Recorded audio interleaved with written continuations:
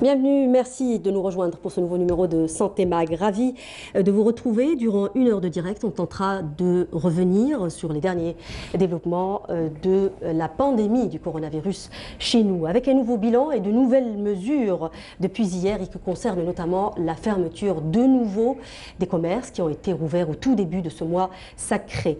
Près de 1300 nouveaux cas ont été enregistrés durant les 10 premiers jours du Ramadan. Le nombre des personnes contaminées est passé, tenez-vous bien, de 3007 à 4477 hier, avec un taux de progression de la mortalité qui équivaut à peu près à 12,77%.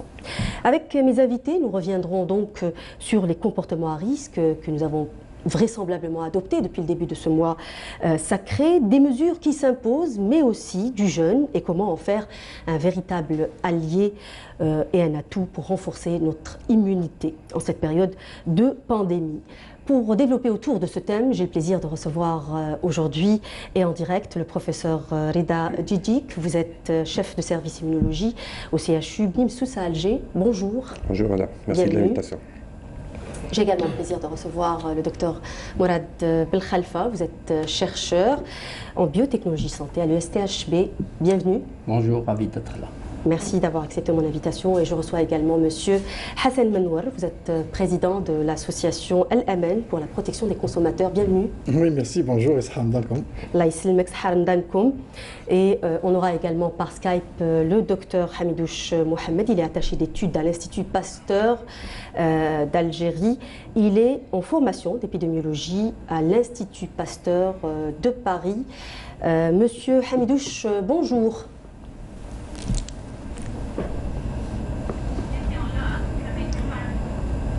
On va commencer avec M. Hamidouche. En principe, nous l'avons avec nous en direct. Monsieur Hamidouche, bonjour, vous nous écoutez? Oui, bien, bonjour. Alors, vous êtes l'auteur d'une étude prédictive sur l'effet des mesures de prévention sur l'épidémie en Algérie. Vous dites en gros qu'elles ont été efficaces et qu'elles nous ont évité quelque chose comme 16 000 contaminations. Quels sont vos arguments?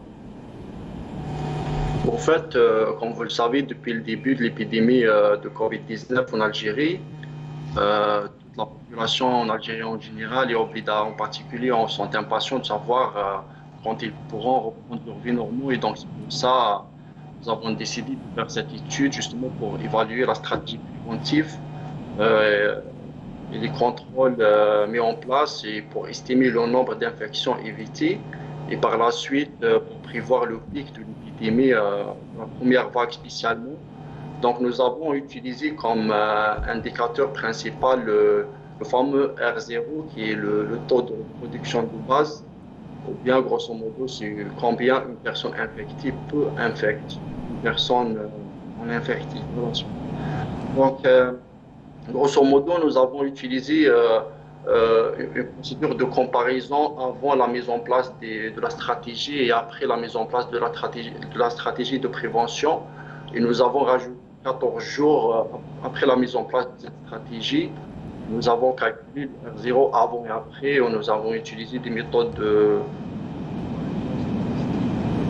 Donc nous avons trouvé les résultats que vous avez cités. Nous avons vu une diminution significative de R0 dans les différentes régions parce qu'on a comparé entre Blida uniquement et toute l'Algérie sauf Blida pour voir est-ce que le confinement total et partiel, les deux ils étaient efficaces.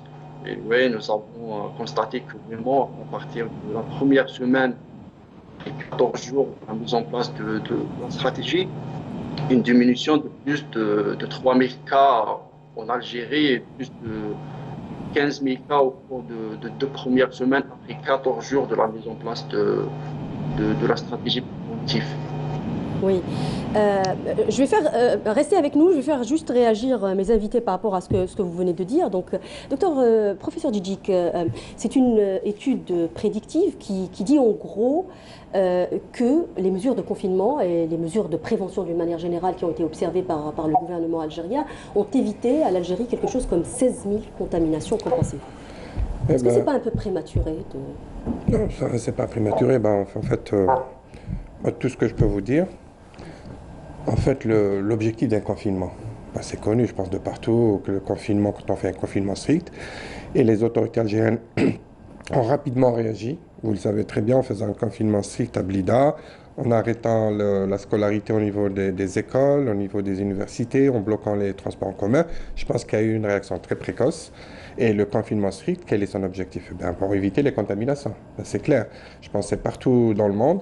Quand on fait des confinements stricts, c'est pour arrêter les contaminations. Et dans quel but? Pas d'éradiquer l'épidémie, pas du tout. Il n'y a pas eu vraiment de confinement strict chez nous, à part Blida. À Blida, Alger, vous savez, les premiers temps, je vous assure, même s'il n'y avait pas eu de confinement strict à Alger, Alger le matin était vide. Les gens avaient peur parce qu'il y avait le syndrome italien, enfin la France, l'Espagne. Alors, ce qui s'est passé, les gens ont respecté, même s'il n'y avait pas un confinement strict à Alger, les premiers jours, les gens ne sortaient pas, ils avaient peur. Mais en fait, l'objectif d'un confinement, c'est d'arrêter les contaminations pour aplatir un peu la courbe de l'épidémie. Parce que si on laisse tout le monde sortir en même temps, on aura une courbe très, très aiguë avec une base très, très, très, très étroite. La base indique, ça veut dire quoi? Ça veut dire qu'on aura beaucoup de malades au niveau de l'hôpital et on aura une influence et on aura un système de santé qui sera rapidement saturé. Et quand on fait un confinement, ce qui va se passer, nous aurons moins de contamination, moins de cas au niveau de l'hôpital et on aplatit la courbe. Au lieu qu'elle soit aiguë, il y aura une courbe très, très, très aplatie, mais qui va durer dans le temps. Donc le but, ce n'est pas d'éradiquer, je rappelle, la pathologie ou l'infection, mais c'est juste pour permettre au système de santé d'absorber tous les malades qui arrivent. Voilà un peu, et je pense que le confinement qui a été en Algérie tout à fait au départ a donné ses fruits, il a fait son travail, mais certainement que nous avons éviter beaucoup de cas en faisant ce confinement.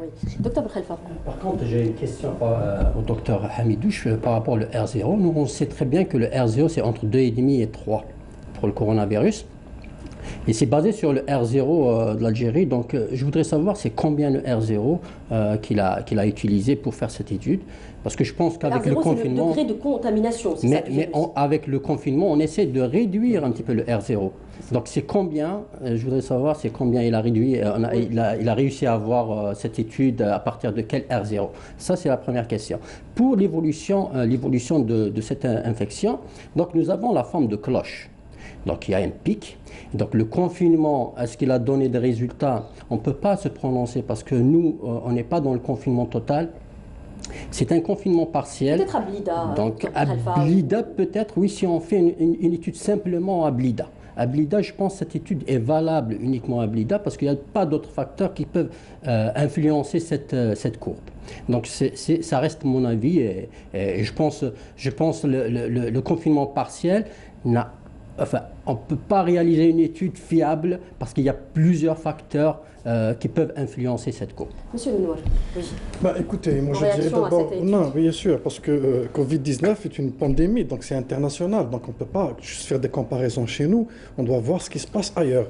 Et maintenant, les grands experts en médecine, même en autres, des chercheurs, c'est-à-dire sont un petit peu divisés par rapport on confine pas. Et il est certes que dans les pays où on n'a pas confiné, on a quand même dépisté tout le monde. Ce qui a permis donc aux autorités de ces pays de ne pas confiner, de laisser les gens vivre. Oui. Mais dans les pays qu'on connaît qui sont proches, notamment en Europe, ils avaient essayé au début de ne pas confiner, mais après, ils ont vu que ça dépassait leur capacité sanitaire. Ils étaient débordés, donc ils sont retournés au confinement. Et c'est maintenant, au jour d'aujourd'hui, hier, avant-hier, qu'ils ont commencé par pays à déconfiner partiellement. Donc, si on parle de confinement en Algérie, non, il n'y a pas eu de confinement. Et même à Blida, je ne suis pas vraiment d'accord avec vous, parce que pendant cette période, nous, on a des membres qui sont à Blida, qui nous donnaient des informations. Beaucoup de gens sortaient, et ne pas oublier la distribution des denrées alimentaires qui a attiré beaucoup de masse de population autour d'un camion de semoule. Et là, on voyait que les choses n'allaient pas s'arrêter rapidement parce que d'un côté, on a confiné, mais d'un côté, on a fait sortir les gens et on les a mis dans une même masse et certainement ça a faussé donc les calculs pour ces études justement. Et c'est pour cela que d'aujourd'hui en Algérie on n'est pas encore sûr de ce qu'on fait. Moi je le dis comme ça en tant que société civile. Il y a beaucoup d'hésitation pour cette procédure de confinement. Donc on a confiné mais on n'a pas confiné totalement, partiellement, et puis on a confiné le soir et pas la journée, et puis la journée après on réduit encore. Il y a un confinement aussi qui amène les gens à sortir en même temps parce que oui, bien sûr. Parce qu'après ils sont tenus par un couvre-feu. Oui, parce que soit on confine totalement, soit on ne confine pas, parce que si on confine juste une partie de la journée et on laisse une partie, dans la partie où les gens peuvent sortir, ils sortent en grande masse pour faire leurs courses et rapidement. Et quand c'est rapidement, ça veut dire qu'ils n'ont pas le temps d'attendre la chaîne à l'extérieur du commerce, ils s'entassent pour avoir leurs denrées ou pour avoir autre chose. Je vais revenir juste à M. Hamidouche, peut-être. M. Hamidouche, vous êtes toujours avec nous. Alors, je disais dans alors, il y a une question déjà qui a été posée par le docteur Belkhalfa, je ne sais pas si vous pouvez y répondre. Ouais. Oui. En fait, je suis d'accord avec vous que le confinement partiel n'est pas tout à fait efficace que le confinement total, parce que le principe du confinement, il agit sur le R0. Et donc, quand on dit R0, on cite les 4 facteurs de R0 qui sont la durée de l'infectiosité, la taille de la population sensible, la fréquence de contact et l'efficacité de contact. Donc, même si on réduise le contact, la fréquence de contact avec un confinement partiel, ça va agir sur le R0 et ça va diminuer le R0. Mais c'est vrai que le confinement total va agir plus sur le R0. Concernant la question, vous m'avez posé, je pense, la question sur le R0 avant et après à Blida. Et sur les 42 jours de l'étude, nous avons trouvé un R0 de 1,69. À Blida, il est diminué à 1,14 après 14 jours de l'implémentation de mesures préventives avec une valeur P de 10 puissance moins 5 pour les statisticiens. Et en Algérie, en entière, le R0 il était 2,28 avec une réduction jusqu'à un R0 de 1,25 après la mise en place de confinement partiel, le temps total et partiel parce que c'est l'Algérie entière. Et quand on parle de toute l'Algérie, à l'exception de Blida, justement pour évaluer le confinement partiel, sauf son confinement total à Blida, donc le R0 il était de 18 et il est diminué à 1,31 après l'implémentation de la stratégie préventive. C'est vrai que le R0 il n'est Oui, monsieur Hamidouche, ouais. Excusez-moi, je suis obligée de vous interrompre parce que tout ça est très technique pour les gens qui nous regardent. Je ne sais pas s'ils arriveront à suivre. J'aimerais vous poser une question sur... je disais tout à l'heure dans mon introduction que durant le mois du Ramadan, aujourd'hui nous sommes au 11e jour, durant les 9 premiers jours, il y a eu des mesures d'allègement. J'imagine que vous avez suivi un peu la situation en Algérie. Il y a eu un déconfinement, la levée du confinement total à Blida. Il y a eu des mesures d'allègement du confinement dans les autres wilayas, notamment avec la réouverture de commerce. Et donc, on a observé une augmentation de l'ordre de 1300 à peu près de nouveaux cas. À quel point ces quelques jours peuvent-ils affecter l'efficience des mesures qui ont été déjà prises au préalable ? Moi, je pense qu'on va voir les conséquences après 12 à 14 jours, mais il faut savoir, il faut garder en tête aussi que même si la situation ne change pas, il y a toujours une évolution de l'épidémie parce que si on garde un R0 de 1,5 par exemple, 1,5, donc 1000 personnes vont infecter 1500 personnes, mais si on est à 100 personnes comme prévalence initiale de base, c'est-à-dire 100 personnes vont infecter 150 personnes, donc il y aura une augmentation de 50.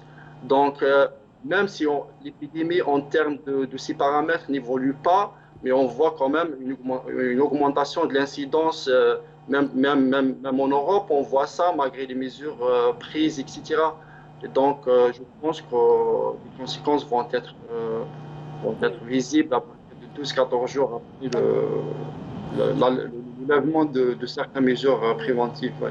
Oui, vous êtes avec nous depuis Paris, restez avec nous. Je vous invite, messieurs, à regarder un reportage justement qui revient sur les mesures qui ont été prises ces 2 derniers jours, en l'occurrence la fermeture de nouveau des commerces qui ont été rouverts au tout début du mois sacré. C'est un reportage signé Nassima Imlo, regardez. Face à la négligence et au non-respect des mesures de prévention instaurées par les autorités publiques qui a entraîné l'évolution de l'épidémie du Covid-19 portant à la hausse les cas de contamination, il a été décidé dans plusieurs wilayas, à l'instar de Constantine, Sila, Oran et Alger, la fermeture de certains espaces commerciaux et la mise en place de nouvelles mesures interdisant aux enfants de moins de 15 ans l'accès aux grandes surfaces et autres commerces. Gardez vos enfants chez vous. La fête de l'Aïd passe, mais si vous perdez une vie, elle ne reviendra jamais. Pour moi, ce n'est pas un souci, ils restent dans la voiture. C'est une bonne chose, les enfants doivent rester à la maison. Nous vivons un stress permanent, mais je préfère être stressé que d'exposer mon enfant en danger. Le relâchement dans le respect des mesures anti-Covid-19 a suscité la fermeture à nouveau des surfaces commerciales et un retour à plus de rigueur dans l'application du confinement et des règles, notamment la distanciation. Notez que tout commerçant ne respectant pas les mesures de précaution à l'intérieur de sa surface ouverte verra le retrait de son registre de commerce et la fermeture immédiate de son local. Alors, M. Menouar, quelle réaction après ce reportage? Je le disais en antenne, ça a donné la chair de poule parce qu'on voyait, c'est-à-dire non seulement les risques de contamination, mais aussi on a mesuré avec ça le degré de notre culture de consommation, le degré de notre culture de sécurité sanitaire. Hein. Ça veut dire que même en 2020, même avec tout ce qui se passe dans le monde entier, même malgré avec tout ce qu'on voit, par ici et par ailleurs, malgré tous les discours de sensibilisation, que ce soit des scientifiques, que ce soit des politiques, que ce soit des associations de consommateurs, que ce soit de tout le monde, et bien malgré ça, dès qu'il y a eu autorisation d'ouvrir les commerces, d'ailleurs même avant, les gens se sont remis à sortir, comme s'il n'y avait rien, et on a donné plus priorité donc à ses envies de manger ça et cela, que de se protéger. Et là, ça nous permet, nous en tant qu'association des consommateurs eux-mêmes, d'ailleurs, pour faire appel. Peut-être qu'il y a eu un sentiment, en fait, les gens ont été rassurés avec la levée de ces mesures. Oui, mais on a cru peut-être que finalement la pandémie était terminée. Vous savez, c'est pour cela que je fais encore appel ici sur ce plateau spécialiste en sociologie, en psychologie, de faire des études sur ces comportements. Parce qu'on en a besoin, nous, en tant que société civile, de comprendre et de savoir comment sensibiliser à l'avenir. Comment se fait-il que, parce qu'il y a eu un politique qui avait dit « Allez, on peut ouvrir », du moment qu'il y a une petite base de commerçants qui se sont plaints de leur situation financière, et puis peut-être c'est une minorité, parce qu'on les voit, mais la majorité, elle est confinée, on ne les voit pas. Mais même cette minorité qui tout de suite est sortie, sans se dire que, non, même, j'ai toujours peur, on ne sait jamais, il n'y a pas eu ce sentiment, parce que normalement, on attendait à ce qu'il y ait un déconfinement graduel, et puis avec beaucoup de mesures personnelles, pas seulement des mesures imposées. Et on devait s'imposer nous-mêmes, parce que qui n'a pas peur pour la santé? Celui qui n'a pas peur pour sa santé et sa sécurité à lui-même, normalement en Algérie, les Algériens comme nous sommes, traditionnellement, on a peur pour nos parents. Absolument. Moi, j'ai toujours dit comment se fait-il qu'on s'occupe de ses parents jusqu'à l'âge de 80 ans, et on les chouchoute, après on leur ramène un virus comme ça, gratuitement, parce qu'on a été négligent, et surtout parce qu'on le sait, et tout le monde l'a dit maintenant, on n'a pas cessé de le dire. Personnellement, j'ai fait 100 interventions 102 avec celle d'aujourd'hui, pour dire depuis le 15 mars à ce jour, donc en 47 jours, pour dire aux Algériens, faites attention, vous risquez de tuer. Mais malgré ça, dès qu'il y a eu cette décision, moi je dirais une décision un peu anticipée, un peu rapide, un peu irréfléchie de certains responsables qui ont écouté une frange minime d'une population qui réclamait leur intérêt financier, et parce que aussi les pouvoirs publics n'ont peut-être pas pu répondre positivement ou autrement avec une autre solution à ce problème financier chez les commerçants. Donc, et le problème qu'il y a eu, c'est qu'on a déconfiné, donc on a mis les gens à l'aise, ils sont sortis, tranquilles. Après, on va reconfiner. Si on reconfine maintenant, il sera difficile de retourner à un résultat meilleur, parce que les gens... Docteur Belkhalfa, je disais donc à Dr Hamdou justement que durant les derniers jours du Ramadan, il y a eu une augmentation significative du chiffre. À quel point les comportements qu'on a eus durant ces quelques jours peuvent-ils affecter l'efficience de la politique qui a été prise peut-être au préalable? Très bien. En fait, pour le confinement partiel ou bien la levée des mesures qui ont été prises, donc je pense qu'il y a eu un impact direct sur la population et sur les chiffres. Ça, c'est le premier point. Le deuxième point, il y a ce qu'on appelle le confinement intelligent. Un confinement intelligent, ça veut dire qu'il faut faire des levées des mesures progressivement selon des études, par exemple des études de comportement de la population. Un desserrement par rapport à des données réelles. Nous, on est dans une situation bien précise, on est pendant le Ramadan. On sait très bien que pendant le Ramadan, tout le monde sort pour faire le marché. C'était déjà un risque à prendre. C'était déjà un risque à prendre. Donc, il faut faire des études il y a ce qu'on appelle de l'intelligence artificielle. Enfin, on fait une étude sur une population et à partir de cette étude, on peut faire sortir, avec les neuropsychologues et les chercheurs en comportement, sur le comportement de la population et savoir comment peut-on déconfiner sans prendre des risques énormes sur la population. Et ça, ce qu'on appelle, et ça a été appliqué aux Pays-Bas, ce qu'on appelle le confinement intelligent. Il y a des pays comme la Suède qui n'ont même pas confiné, mais qui savaient que la population était dotée d'un sens de civisme irréprochable. Exactement. Donc il faut des mesures à prendre selon la population et selon le comportement de la population. Absolument. Docteur, professeur Djidjic, je pense que vous pensez différemment sur ce point. Vous n'allez pas vraiment dans notre sens. Non, pas du tout. Vous ne pensez pas que cette explosion de cas est due au comportement qu'ont eu les gens ces derniers jours? Ok, je vais répondre à votre question, mais avant, je voulais juste répliquer un peu sur ce que viennent de dire mes collègues. En les écoutant, je pense qu'il y a déjà dans nos têtes, il y a des contradictions. Quand j'ai écouté M. Mnowal, il parlait, la première intervention, il a dit « Nous n'avons pas fait de confinement dans notre pays ». Il l'a dit clairement. Et dans la deuxième intervention, nous avons déconfiné. C'est-à-dire, réellement, la situation est compliquée. Elle est multifactorielle et je pense qu'il faut bien étudier la composante socio-culturelle algérienne et nous devons faire des choses spécifiques à notre population. Nous ne pouvons pas adapter une situation telle qu'on la voit en Europe sur une situation socio-culturelle algérienne et sur l'épidémie algérienne.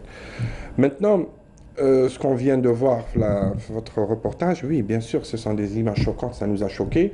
Mais ce n'est pas un déconfinement. Parce qu'il n'y avait pas de confinement, vous venez de le dire. Oui. Non, en fait, nous avons assoupli. Relatif. Par rapport la seule chose qui a changé, en fait, 3 heures, ils ont confiné politiquement, après ils ont déconfiné. Oui, bah, je ne parle pas de politique, j'essaie de voir...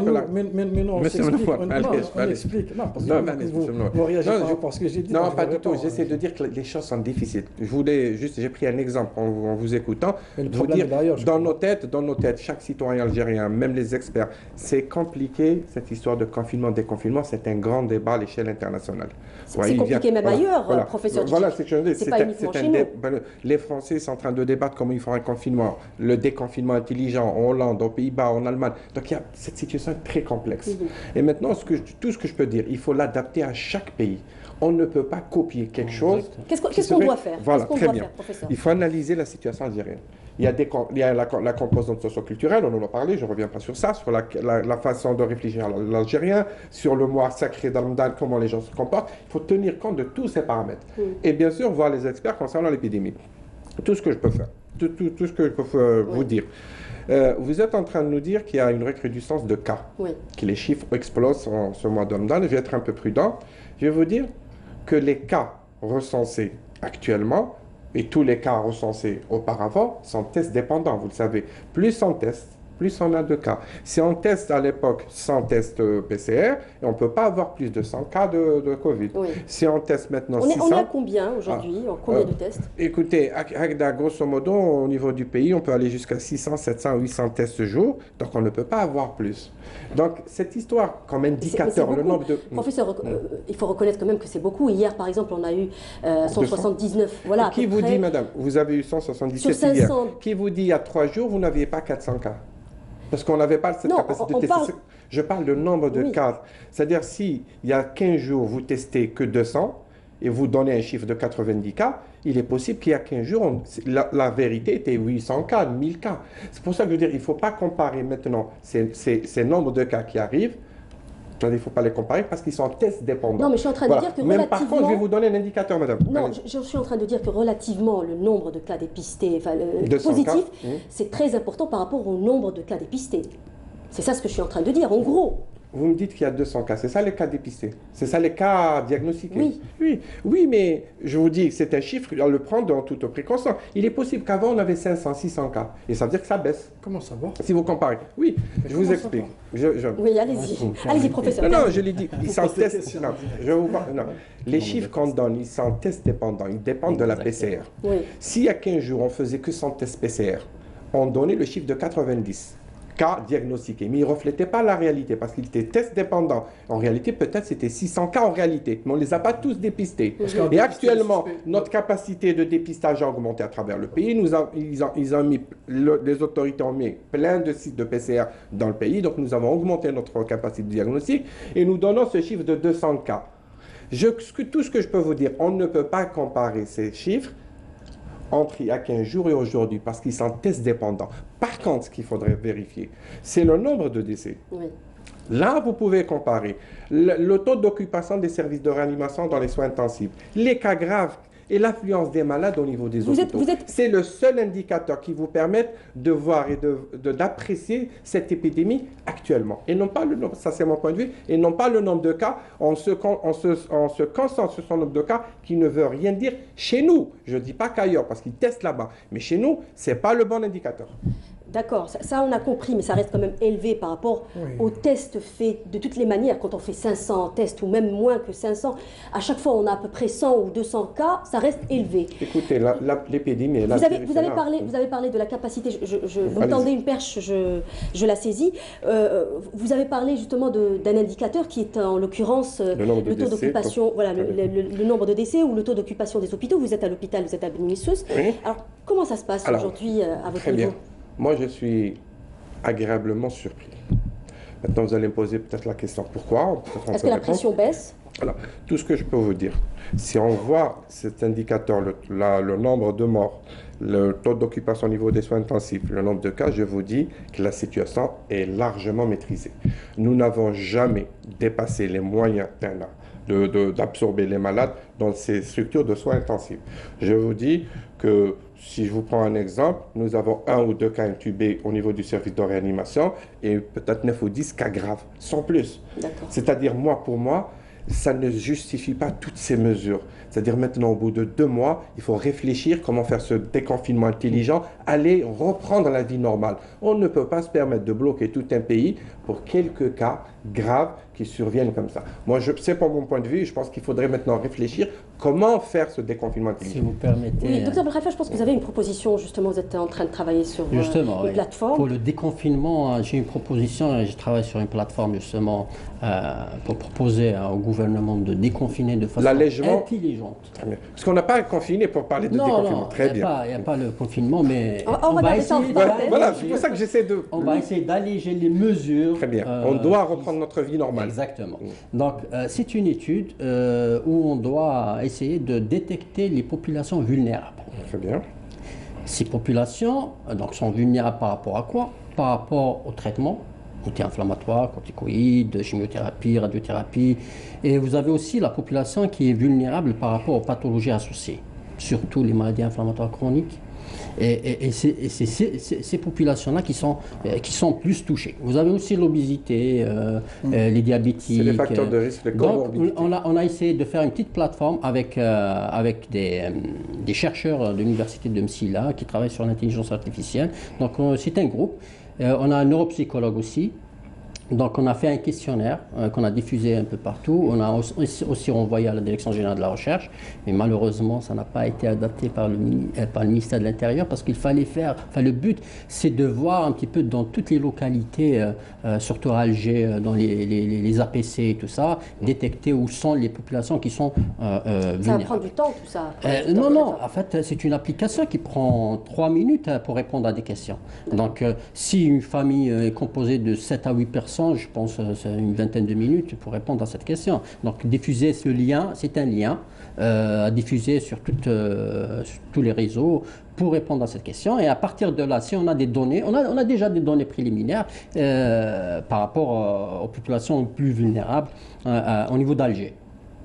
Et on nous a demandé de faire aussi à Boumerdes, etc. Donc, à partir de ces données, on peut dire que oui, on peut déconfiner de façon intelligente. Ça c'est un peu l'approche allemande. C'est ça, parce que je pense que les Allemands sont en train de faire ça. Ils sont en train de faire ça parce qu'il faut avoir connaissance de la population. Si on avait fait un confinement strict, peut-être, je ne sais pas, bon, je pourrais intervenir? Oui, allez-y, bien sûr. En fait, maintenant, parler de déconfinement chez nous, je ne sais pas si c'est le terme exact, et cette plateforme pourrait aider aussi. Mais je pense que maintenant, il a dit tout à l'heure, M. Hamadouche, Nous avons vu un peu notre population sortir fin d'Ramadan et tout. Moi, je vais être prudent. Je vais attendre encore une semaine. Je pense d'ici la semaine prochaine. Si on n'a pas de recrudescence, pas de cas, mais de cas graves et de décès, je pense qu'on est dans une situation favorable à réfléchir comment absolument reprendre par palier la vie normale. Moi, je pense que la population jeune doit reprendre le travail. Il faut qu'on reprenne le travail. Maintenant je ne dis pas qu'il faut lever toutes les mesures barrières. Non, pas du tout. Il faut garder toutes les mesures barrières. La distanciation sociale, le port de masque et l'exiger dans certaines c'est-à-dire comme situation. Je vous donne des exemples. Si on doit reprendre des transports en commun, par exemple, si je parle du tramway, du métro, des bus ou des trains, il faudrait aucune personne ne monte ce transport en commun sans masque. Je dois interdire. C'est ce qui se fait aujourd'hui en Espagne et dans d'autres pays européens. Les écoles, au moins ça. Maintenant, je reviendrai simplement où je vais m'arrêter. Pour les populations vulnérables. Mais je vais vous dire une chose. Il faudrait que les médias, il faut que nous tous, les professionnels de santé, il faut qu'on sensibilise ce citoyen. Parce que la responsabilité est des sanitaires. Elle n'incombe pas à l'État uniquement. Parce qu'on a l'impression que l'État doit nous dicter ce qu'on doit faire. Chaque citoyen doit être responsable. Il faut qu'on leur explique qu'il y a une maladie virale. Professeur, si on est là justement, c'est absolument. C'est pour ça que je vous dis, il faut qu'on aille dans des spots, il faut aller dans les spots, expliquer le port de masque. Ils voulaient mettre le masque. Et bien on leur dit, il faut créer un masque d'art, il faut faire ce masque d'art. Mais docteur, excusez-moi, docteur, je vais intervenir. Allez, parce qu'on doit avoir les moyens de nos politiques. À ce jour, depuis le début de cette crise, comme toutes les crises d'ailleurs, on n'a jamais eu un discours politique ou scientifique simpliste, simple à comprendre par les citoyens. On leur parle d'ailleurs, ce Covid-19, il a dévoilé, il a mis à nu notre relation de confiance entre nous les Algériens. On ne se fait plus confiance. Parce que entre Algériens ou entre gouvernement et gouvernement? C'est avant le Covid. Moi, je suis algérien, vous êtes algérien. C'est avant le Covid. Excusez-moi. Parce que déjà, même maintenant, les scientifiques, on les a mis dans une situation politisée. Maintenant, on a même installé une commission, un comité technique composé de médecins. Mais on ferme les mosquées, on ferme les écoles, ils disent oui, c'est bon.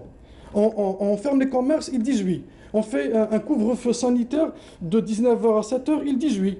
Après, on l'élargit, ils disent oui. Après, on ouvre les commerces, ils disent oui. Donc là, on a perdu la confiance. Moi, en tant que citoyen, déjà, quand je vois, par exemple, même j'ai fait un plateau avec un membre de cette commission, et malheureusement, à la fin, il m'a dit, bon, vous, société civile, vous pouvez parler, mais pas nous. Ça m'a choqué un petit peu, parce que je me suis dit, je voudrais rétablir cette confiance pour qu'on puisse, parce que le déconfinement, bien le desserrement du confinement, et quand je parle de confinement, moi, je suis confiné. Il y a beaucoup d'Algériens qui sont confinés. Ça, c'est un confinement.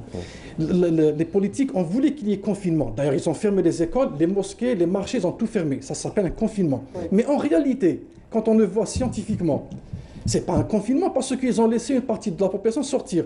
Quand on dit dans une entreprise, 50% travaillent, 50% ne travaillent pas.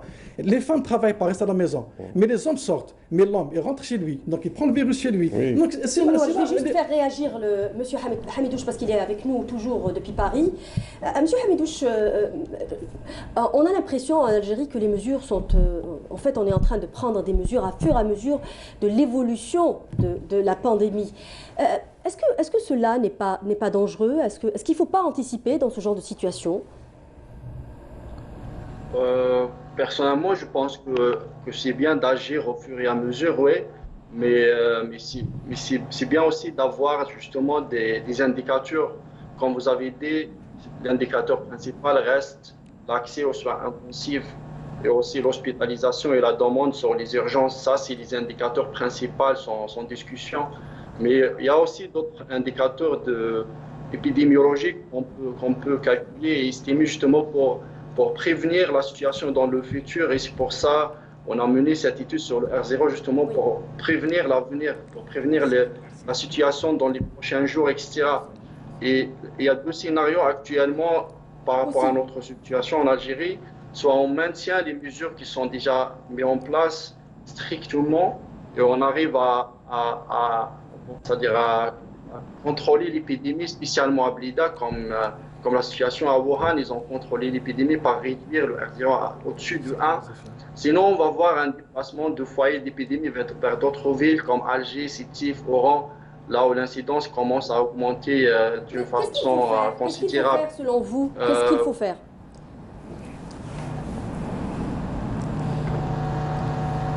Oui. Qu'est-ce qu'il faut faire selon vous? Est-ce qu'il faut maintenir les mesures ou continuer à avancer en fonction de l'évolution de la pandémie? Oui, en fait, la stratégie algérienne est basée spécialement sur la réduction de la fréquence de contact. Donc, on évite de laisser les personnes infectées en contact avec les personnes non infectées, mais on peut agir aussi sur l'efficacité de ce contact, comme vous avez dit, par ajouter aux bonnes habitudes d'hygiène une instruction, par exemple, pour porter des masques médicaux par la population ordinaire à l'extérieur.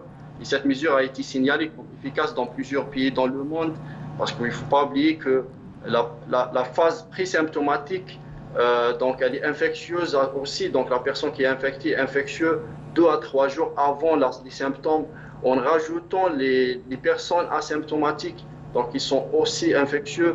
Et donc on considère dans des études mondiales que entre 40 et 60% des infections sont dues aux personnes c'est-à-dire asymptomatiques et pendant des personnes infectées en phase présymptomatique. Donc je pense que vous avez raison de dire qu'une instruction de porter des masques chirurgicaux bien médicales par la population ordinaire est vraiment nécessaire dans l'avenir pour justement mettre des mesures plus strictes. Oui. Mais aussi, il faut garder quand même les mesures qui sont déjà mises en place, parce que quand on dit la stratégie préventive était efficace, ça ne veut pas dire que c'est bon, on est bien, il faut enlever le confinement, il faut ouvrir les frontières. Sinon, c'est pour dire qu'on est dans le bon chemin et la situation est maîtrisable. Tous les indicateurs disent que la situation est maîtrisable, quel que soit les soins intensifs, l'accès aux hôpitaux, etc. Même le R0 par cette étude, tous les indicateurs épidémiologiques disent que la situation est maîtrisable. Donc il faut garder cette situation comme elle est. Oui. Monsieur Hamidouche, j'ai envie de vous faire réagir aussi sur le pic. Qu'est-ce que vous pensez? Alors, la pandémie chez nous a évolué lentement, la courbe n'a pas été très ascendante, on l'a maîtrisée, comme vous venez de le dire, et que mes invités sont tous d'accord sur ce point. Est-ce qu'on a déjà atteint le pic ou où en sommes-nous finalement? En fait, quand on parle du pic, il faut bien préciser qu'on parle de pic de la première vague. Donc la première vague d'épidémie le pic, c'est-à-dire quand on atteint une immunité collective maximale par rapport aux paramètres de l'épidémie qui est le R0, parce que l'immunité collective est calculée selon le R0 qui se trouve dans la région. Désolé.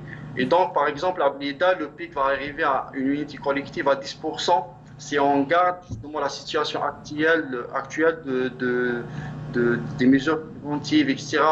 Et en Algérie, en entière, on va arriver au pic à 16% de l'immunité collective. Et donc, selon ces résultats trouvés dans cette étude, on va arriver au pic de la première vague d'épidémie, je précise, au fin d'octobre, début de novembre de cette année, c'est-à-dire prochain. 2020. Merci. Justement, il y a, messieurs, merci, restez avec nous, monsieur Hamidouche. Justement, il y a ce fameux tableau de modélisation, je ne sais pas si vous l'avez vu, prédisant des dates de fin de la pandémie par pays. C'est un tableau qui a été émis par le DDI, donc Data Driven Innovation Laboratory, et qui prévoit la fin de la pandémie dans le monde, donc en décembre 2020, en Chine par exemple en avril 2020, en France et en Italie en août 2020, et pour l'Algérie, la fin de la pandémie sera en juillet 2020, mais vraisemblablement selon M. Hamidouche, c'est encore plus loin puisque le pic sera pour octobre. Alors, est-ce qu'on doit se fier à ce genre de chiffres finalement? Écoutez, tout ça, ce sont des modèles, c'est une modélisation, c'est des modèles prédictifs. Je vous rappelle, si vous vous rappelez, un épidémiologiste à Blida qui a prédit 48 000 décès en Algérie. Je ne sais pas si vous avez vu ça. Oui. Donc, vous voyez, nous n'avons pas... C'est-à-dire maintenant, la situation est telle qu'il faudrait s'adapter, je pense, chaque jour, chaque semaine, avec les données réelles du terrain. Un modèle prédictif reste un modèle prédictif. Nous n'avons pas eu ces 48 000 décès. Maintenant, le modèle dont vous venez de parler... Est-ce que c'est envisageable je pense sincèrement, je pense sincèrement que nous aurons une maîtrise totale un peu de la situation d'ici la fin juillet. Sincèrement, je reste très optimiste. Brièvement, messieurs, je peux poser d'autres questions, parce qu'on est déjà 40 minutes. Vous me permettez juste pour vous dire, parce que les épidémiologistes, c'est une bonne spécialité, ils prédisent, font de l'épidémiologie, mais je veux dire, dans une pandémie comme ça, on ne lutte pas contre les chiffres. L'objectif de la santé. Les chiffres nous permettent d'indiquer. Absolument. Mais en fait, notre objectif, ce n'est pas de baisser le chiffre. C'est de voir un peu le système de santé. Est-ce qu'on est en train de soigner les gens? Est-ce qu'on peut reprendre notre vie? Parce que l'infection, elle est là, madame. Le virus circule entre passes. Et ça permettra d'immuniser tout. Il a parlé de quelque chose de très important. 10% d'immunisation. Les chiffres nous permettent de savoir où en sommes-nous, quand même. Mais je le dis, je ne lutte pas contre l'infection en disant j'ai tant de chiffres, je dois baisser tout ça. Mon seul indicateur, je vous l'ai dit, c'est la mortalité, les soins intensifs et les cas graves. S'ils sont bons, nous pouvons reprendre. Monsieur Melouat, brièvement, s'il vous plaît. Les chiffres, c'est un bon moyen de sensibiliser, parce que c'est avec les chiffres qu'on arrive à convaincre les gens de faire plus attention. Absolument. Vous savez, on pourrait s'en débarrasser si on fait vraiment attention et si on s'adapte, comme avait dit le docteur, par rapport à cette situation. Par exemple, on est en Ramadan. Normalement, on aurait pu profiter de ce mois, du moment que les mosquées sont fermées, du moment qu'on s'est empêché de sortir, parce que pendant le Ramadan, on jeûne. Le jeûne, déjà, il renforce l'immunité. Et puis, se renforcer aussi un peu plus avec ce qu'on mange. Et puis normalement, avec ces chiffres qu'on voulait avoir, hein, surtout, pour apprendre à se comporter, nous, en tant qu'Algériens. Pourquoi les Suédois ne font pas de confinement? Parce que les Suédois, ils sont déjà dans leur tête confinés, d'origine, déjà, ils ne se rapprochent pas, ils ne s'embrassent pas. Et d'abord, si on apprend, c'est culturel, si on apprend à être comme eux, les terrasses de restaurants sont désertées, après sont ouvertes. Voilà. Et puis aussi, au niveau des décisions, parce que quand on parle d'Algériens, il n'y a pas que les consommateurs, il y a aussi les pouvoirs publics, il y a les scientifiques, nous tous. Donc si on apprend pendant cette courte période à mieux se comporter, on va s'en débarrasser. Pourquoi? Parce que d'abord, nous avons un grand pays qui est vaste et on a un bon climat, donc je pense qu'on est dans la bonne période. On va y revenir. On va y revenir si on a le temps. Hein. Alors, oui, docteur Pour revenir pour la pandémie, donc je vais aller simple. Pour arrêter la pandémie, il faut deux choses. Ou bien avoir le vaccin, ce n'est pas le cas, ou bien avoir une immunité collective. Naturelle. Immunité collective. Absolument. Donc il a parlé des chiffres qui sont très importants. Il a parlé de 16%. 16%, pour avoir une immunité collective, il faut 50%. Absolument. On peut l'avoir, on peut l'atteindre. On peut l'atteindre, 50%. Pour l'immunité collective, donc on peut vérifier avec des tests sérologiques. Oui. Donc actuellement, immunité collective, ça veut dire quoi? Ça veut dire, si, je pense que c'est... L'immunité collective, ça veut dire que les personnes sont touchées par le virus, mais elles n'ont pas de symptômes. Ou guéris. Donc, ils sont guéris. Peut-être ils sont guéris, ils ont des symptômes ou bien des symptômes très légers. Donc, c'est des personnes qui sont touchées par le virus. Et l'immunité collective, elle est développée au bout de 10 jours à 12 jours. C'est ça, monsieur Titi? Oui. Voilà. Oui. Donc l'immunité collective conférée pour toute la population, ça veut dire qu'ils sont immunisés, mais ça ne veut pas dire qu'ils sont protégés. Parce que ils peuvent être touchés une deuxième fois. On n'a pas encore, absolument, on n'a pas encore la certitude de ne pas pouvoir récidiver.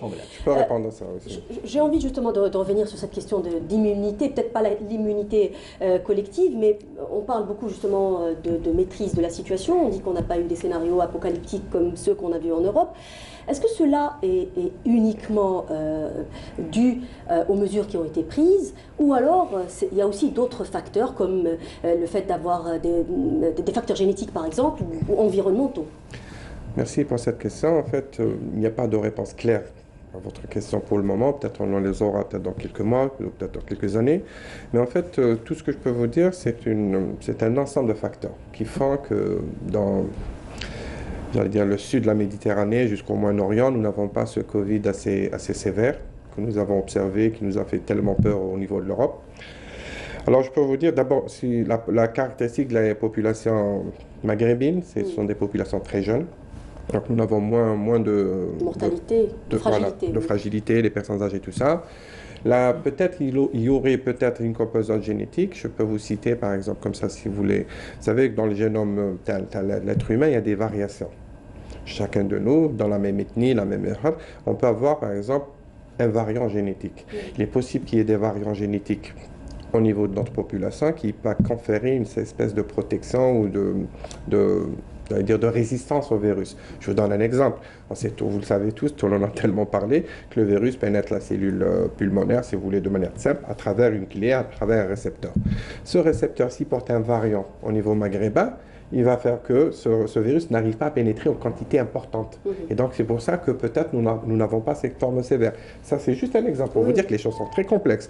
Donc, ça peut être un facteur génétique. Le facteur environnemental, on ne parle pas beaucoup, mais je pense qu'il y est pour beaucoup. Je pense qu'il y a une virulence assez atténuée par rapport au virus qui circule dans des zones tempérées, humides, froides. On le voit, par exemple, en Arabie Saoudite, qui testent beaucoup. Ils ont cette capacité de tester. Ils ont des milliers de cas. Mais regardez le nombre de morts. Mortalité est très bas. Donc, ça veut dire que c'est quelque part lié, sans être expert, sans être un scientifique. Je pense que n'importe qui, ça a sa portée de voir qu'au niveau de l'environnement, c'est quand même un facteur important. Et j'espère qu'avec cette canicule, on se débarrassera du virus. Docteur Bouchalfa, justement, il y a une étude qui a été menée à travers 20 pays européens qui établit un lien entre le soleil et la gravité des symptômes du coronavirus. Alors, je rappelle que c'est une étude menée par des chercheurs anglais du Queen Elizabeth Hospital Foundation Trust et qui ont remarqué une corrélation entre un faible taux de la vitamine D et l'augmentation de la mortalité due au Covid-19. Exactement. Donc, on sait très bien que la vitamine D, qui provient, c'est une vitamine qu'on peut trouver dans les poissons gras, et c'est une vitamine qui est impliquée dans le système immunitaire. Donc, elle a un rôle très important. C'est juste une parenthèse, parce que le fait qu'on ait le privilège de vivre dans un pays ensoleillé signifie qu'on a justement un fort dosage de la vitamine D. Je vais poser un autre problème. Avec le confinement, je pense qu'on aura un taux de vitamine D qui est faible. Parce qu'on est moins exposé au soleil. Encore une fois, entre parenthèses, parce qu'on n'est pas vraiment confiné. Oui. Exactement. Donc, l'alimentation riche en vitamine D, je pense qu'on va renforcer le système immunitaire. L'efficacité du système immunitaire est associée à sa rapidité. Ça veut dire, si on a un système immunitaire rapide, qui peut agir de façon efficace. On sait très bien, et vous savez que le prix Nobel de 2016, qui part sur l'autophagie, le renouvellement du système immunitaire, ça c'est important. Ça c'était, vous anticipez sur la prochaine question, allez-y. Ça c'est important. Pourquoi? Parce que si on a un renouvellement du système immunitaire, vous avez un système immunitaire qui est affaibli par une infection virale. C'est un système immunitaire qui est vieillissant. Donc, là, Ramadan, vous êtes en train de parler du jeûne. Hein, le Ramadan va essayer de renouveler ce système immunitaire et donc on aura plus d'efficacité à contrecarrer ce virus. Oui. Juste pour revenir aux vitamines. Justement pour dire... Ah, oui, allez-y. Non, en fait, le système immunitaire chez des personnes saines, il fonctionne très bien. Parce que le système immunitaire, il n'a pas besoin d'apport exogène. En fait, il suffit juste les règles d'hygiène. Quelqu'un qui dort bien, qui fait ses le sommeil, c'est très important. C'est important. En ce mois sacré, justement. Je parle l'exercice physique et manger sainement. Fruits et légumes. Nous n'avons pas besoin de compléments alimentaires. C'est les appels qu'on fait justement. C'est ça arrêtons de dire. Je vais vous donner la parole. Juste pour dire que une personne saine, qui fait du sport, qui dort bien, qui mange bien, n'a pas besoin de compléments alimentaires. Nous avons un système immunitaire qui fonctionne bien. Oui. D'ailleurs, on le voit, des personnes qui font le Covid, ils sont sortis, ils n'ont pas besoin d'apport, de prendre du zinc, de la vitamine C. Maintenant, tout ce que je peux vous dire, il l'a dit tout à l'heure, M. Bouchalfa, effectivement, on le sait tous que le système immunitaire a besoin de vitamines et d'oligo-éléments pour fonctionner. Dans le bon, mais on les a dans les apports tel mec là. Mais maintenant, des personnes âgées, ils ont des déficits. Oui. C'est pour ça qu'on doit compléter. Ils ont un système immunitaire vieillissant, on appelle ça de l'immunosénescence. Un système immunitaire qui répond tardivement, les cellules ne fonctionnent pas très bien. Donc on a besoin de renforcer avec des vitamines oligo. Mais une personne qui est bien portante, elle n'a pas besoin de prendre ces oligo-éléments ou là des vitamines. Il n'y a pas de souci. Il y a tout dans ce que nous mangeons. Dans l'alimentation. Oui. Monsieur Menouar, justement, vous faites des appels sur votre page, sur la page de l'association pour que les gens mangent sainement. Absolument, absolument. Surtout en cette période, nous, on voudrait profiter justement de ce Covid-19 pour faire changer ces mauvaises habitudes alimentaires chez les Algériens, notamment au Ramadan. On le dit à chaque année pendant le Ramadan, et le docteur va peut-être appuyer ce que je dis, c'est qu'à la fin du Ramadan, on a toujours des nouveaux cas d'obésité, de diabète, de cancer et autres. Mais cette année, on aurait voulu, d'abord il y a ce soi-disant confinement parce qu'on est à la maison, donc on peut se programmer mieux pour notre alimentation. Et puis, on a en face de nous un problème grave, un problème sanitaire que même les scientifiques n'ont pas pu résoudre, qu'il n'y a pas de vaccin, il n'y a pas de médicaments. il n'y a que notre immunité et bien sûr les mesures d'hygiène. L'immunité, donc tout le monde doit savoir, et on le dit à chaque fois, il faudrait la renforcer avec une nourriture saine, d'abord équilibrée. Donc on a bien dit ici dans notre flyer, il faudrait composer intelligemment votre assiette entre légumes, féculents et protéines, et puis maintenir les repas essentiels bien sûr, éviter la surconsommation de sucre, sel et matières grasses, tout ce qui est excitant aussi, les cafés et thé, et profiter de ce temps qu'on a pour maintenir une activité physique. Il a dit avant moi, dormir suffisamment en termes de qualité, en termes de quantité. Parce qu'il faut bien dormir. Donc dormir bien, c'est dormir la nuit, pas la journée. Absolument. Et bien sûr, je terminerai par dire qu'il faudrait se déstresser. Ça peut compenser quand même un peu les siestes, non? Il faudrait... ça peut compenser un peu les siestes. Non, d'après moi, je suis bien ce que disent les experts. Ils disent que le bon sommeil, c'est avant minuit. Hein. Donc maintenant... non, c'est le sommeil de nuit. La sieste, elle est relaxante. Mais la sieste, c'est un quart d'heure, 20 minutes. Un sommeil réparateur. Des heures de sieste. Et je terminerai par dire qu'il faudrait se déstresser. Il faudrait se débarrasser de l'angoisse. Parce que ça, d'après certains experts que je suis comme ça sur les chaînes, ils disent que ça diminue l'immunité. Il faudrait être positif, il faudrait faire de bonnes choses dans sa journée, dans son quotidien, regarder tout ce qui est positif et éviter tout ce qui est rumeur et tout ce qui est... la force du mental est très importante. Il y a un rapport direct. Vous avez parlé de l'immunité collective. Est-ce qu'aujourd'hui on parle de la possibilité que le coronavirus devienne un virus saisonnier? Est-ce que cela est plausible? Je pense que... Comme la grippe. Il a des beaux jours, le Covid-19.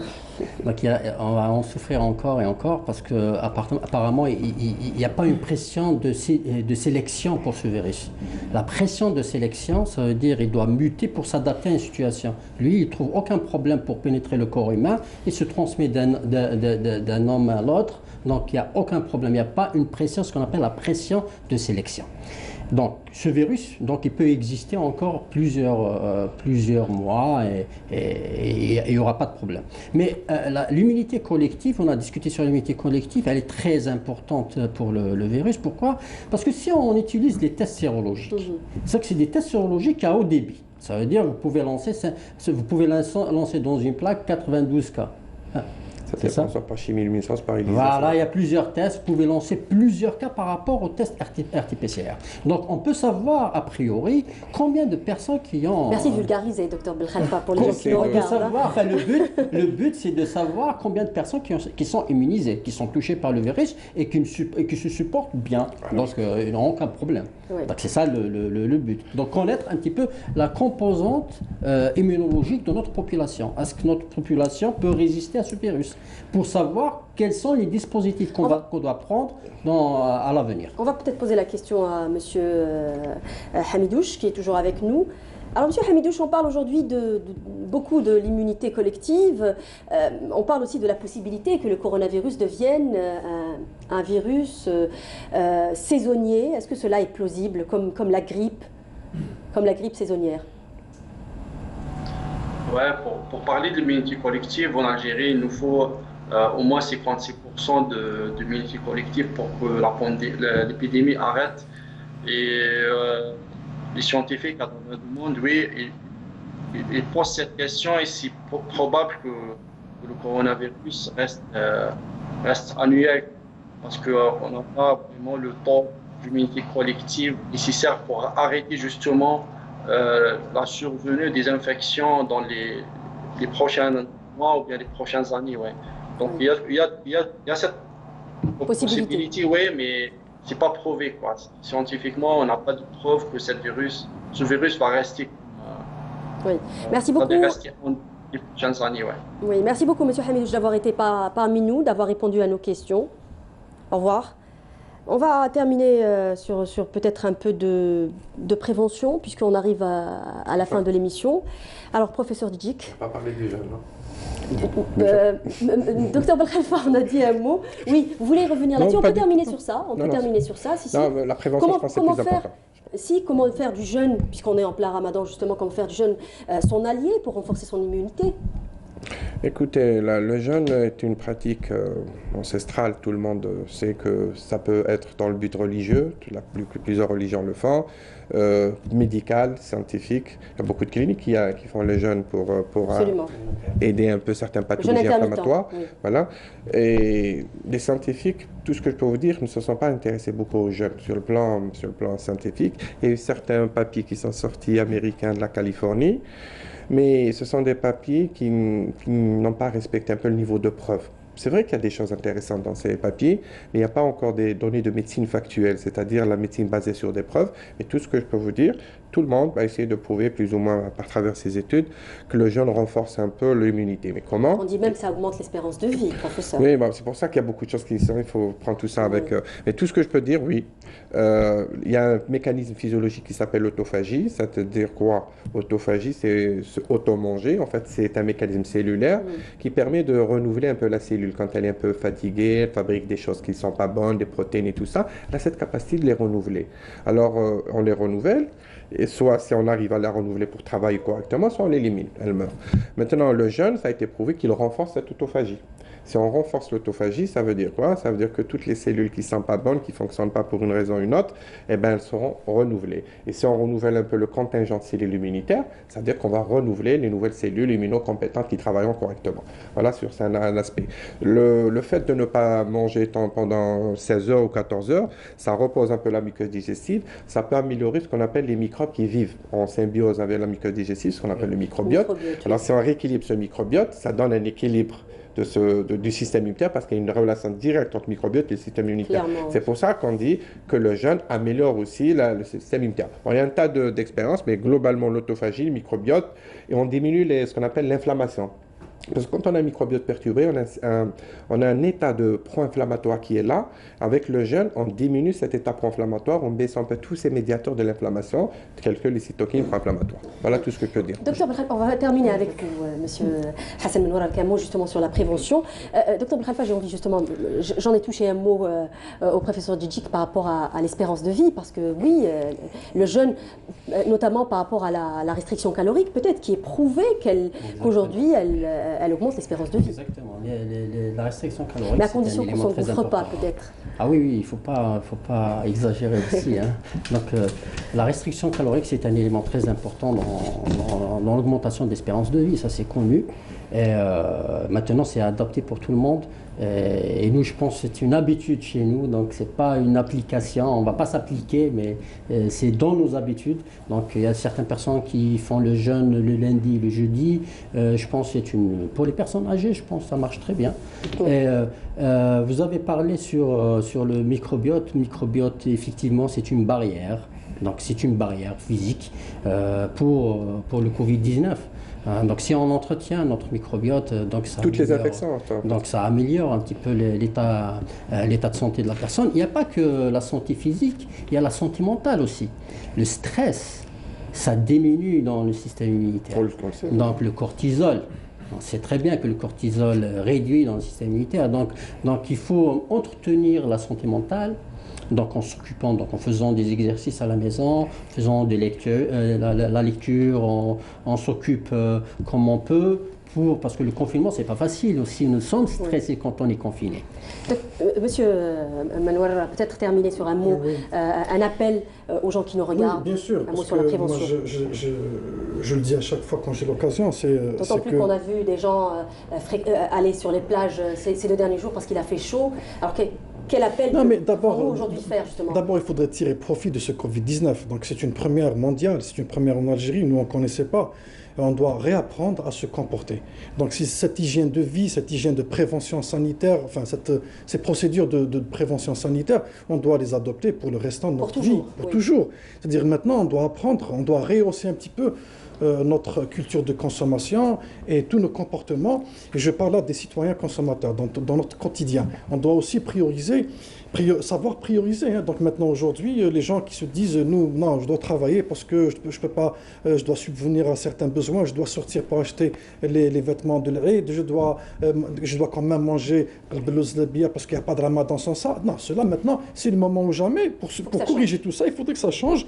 On a un problème qui est international, donc c'est une priorité. La santé, donc c'est une couronne que ne voient que les malades sur la tête. Il n'y a que les malades qui voient que la santé, elle est importante. Absolument.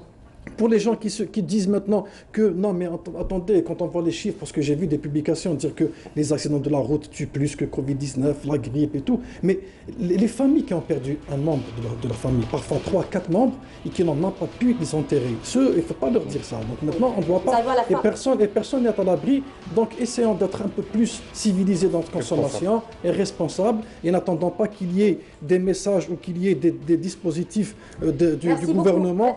Merci beaucoup, monsieur Melouar. On me dit qu'on ne nous reste plus de temps. Alors, merci, messieurs, d'avoir participé à ce débat, d'avoir enrichi cette émission.